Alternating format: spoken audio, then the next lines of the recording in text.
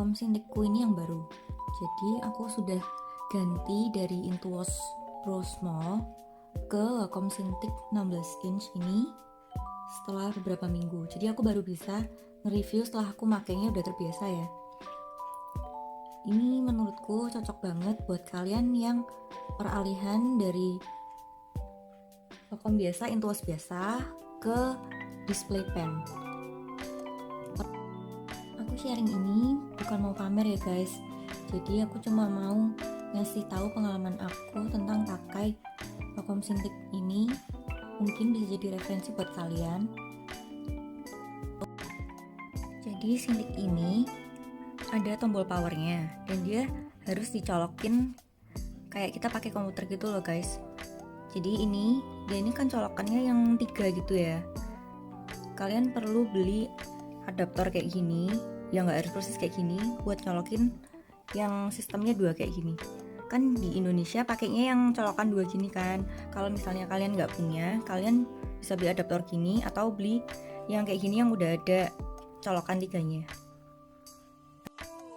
Tombol powernya ada di sini ya. Jadi kalau misalnya kalian mau nyalain Cintiqnya, ini tinggal dipencet aja. Terus dia kan nyala. Terus ini ada starting up. Nah, dia langsung nyala.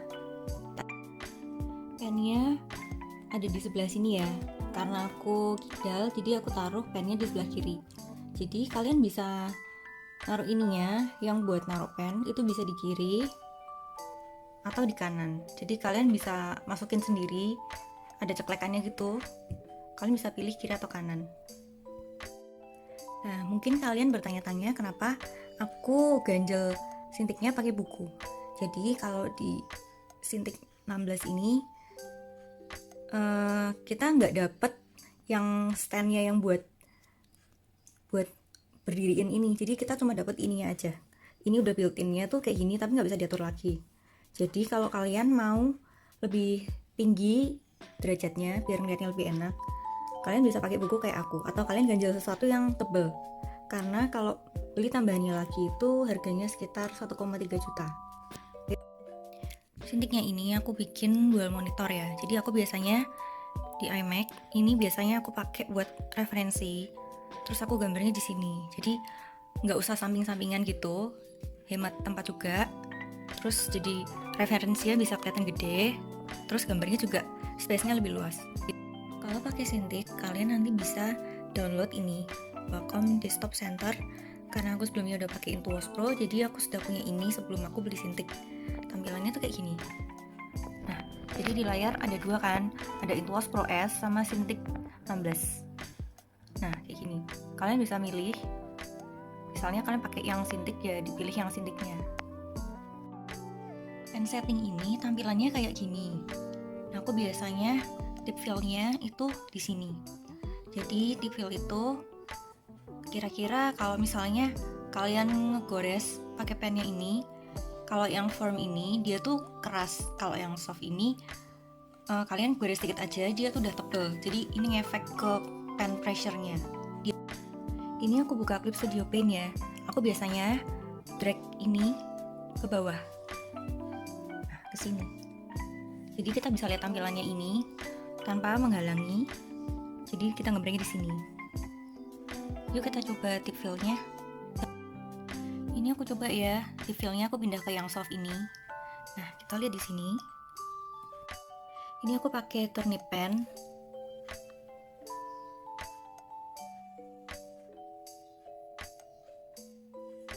Kalau kita pakai yang paling soft, yang paling kiri, pen pressure-nya tuh jadi sensitif banget. Jadi aku nekennya dikit aja, itu udah ketebalan yang maksimal. Sekarang kita coba yang firm. Ini aku pakai brush yang sama, settingannya sama, ukurannya sama. Nah, jadinya tuh kayak gini. Ini aku nekennya dengan kekuatan yang sama.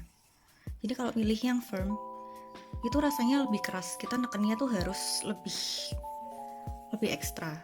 Kalau aku sayang banget sih, soalnya nanti lama-lama bisa bikin gores layarnya ini kan, karena aku nggak pakai screen protector. Jadi aku pakai yang settinganku yang tadi. Settinganku di sini.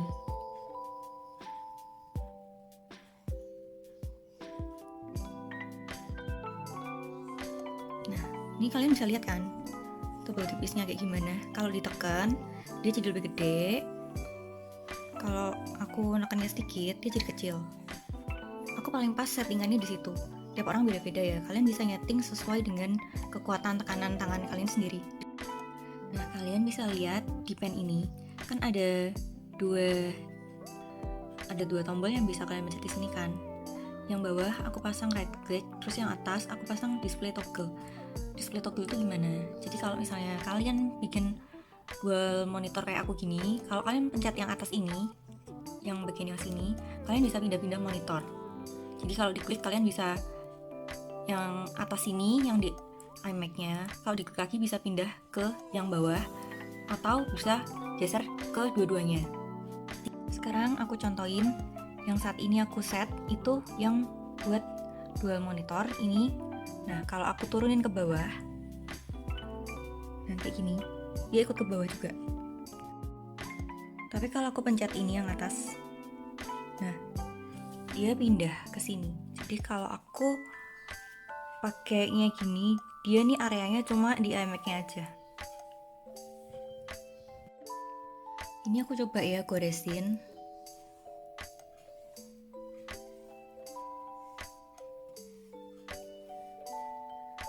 Menurut aku dia ada delaynya tapi tuh sedikit banget. Dan di semua display pen pasti ada delaynya.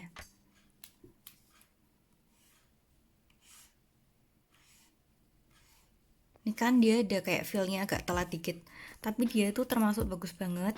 Jadi itu telatnya nggak lama. Ini kan hampir bareng kan waktu digoresin keluarnya.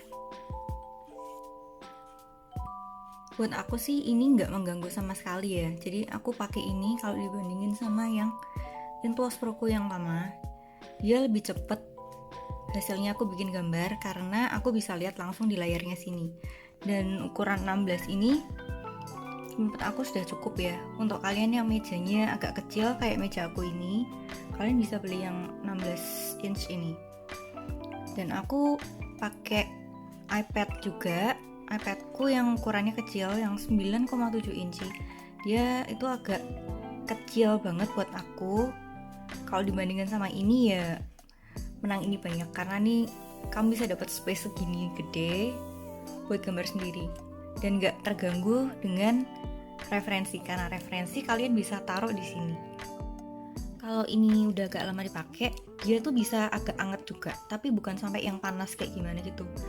Bukan yang sampai perlu pakai kipas tambahan yang bikin kamar panas atau bikin kita keringetan gitu, nggak sampai gitu. Jadi kalau kalian feel-nya gini dikit, itu tuh ada kayak sedikit lebih anget temperaturnya. Jadi kalau misalnya waktu kalian nggak pakai ini, kalian bisa matiin aja gini ya.